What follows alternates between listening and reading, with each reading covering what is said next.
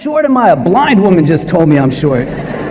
So we had a conversation for a few moments, and as we wrapped up, this young woman who was blind, she couldn't see, she said to me, you know, I thought you'd be a lot taller.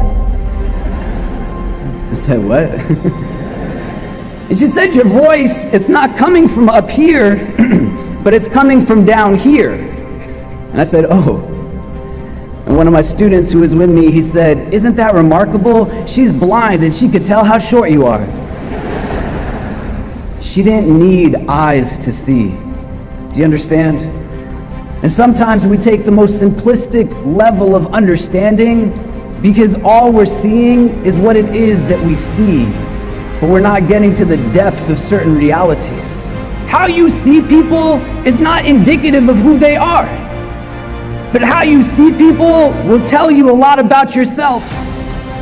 And if you perceive somebody solely through the way that they dress, the color of their skin, whether they have a certain accent or not, the fundamental question you have to ask yourself is, why do you see it that way?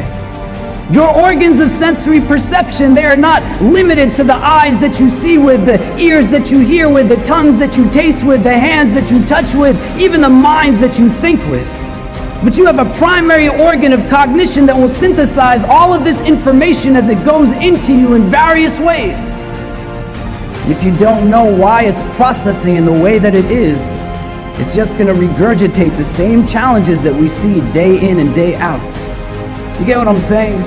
Our deepest strengths are not when we are apart, but only when we come together in ways that we uniquely can. And this is imperative to be able to reflect upon now, because in your work, you will have full opportunity to decide who it is that you will serve and who it is that you will not serve.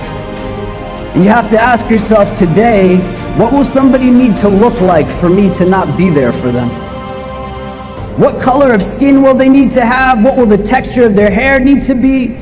What part of the world will they need to come from so that my education, my training, my skills will not be used for their benefit? What allows for the perpetration of hate and bigotry in this world? Because for certain battles to be won, those battles have to take place in the first place. But so many more of us who have the ability to do something about it, but we simply sit back and do nothing. Don't hold back what it is that you have the unique ability to offer. That's the kind of goodness you want to be able to harness.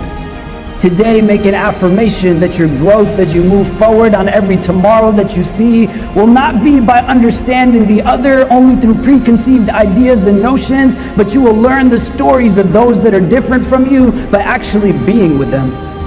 To take time to understand that what it is that we are fed is not often what is reality. And the gain will not be only for those that will benefit from your presence, but your perspectives will broaden in ways that you can't even imagine. May you be protected always from hearts that are not humble, tongues that are not wise, and eyes that have forgotten how to cry. You might be the only one that is standing when everyone else is seated. You might be the only one that is speaking when everyone else is silent. But you might be that critical voice, that critical body that ignites what is needed for everyone else to get going.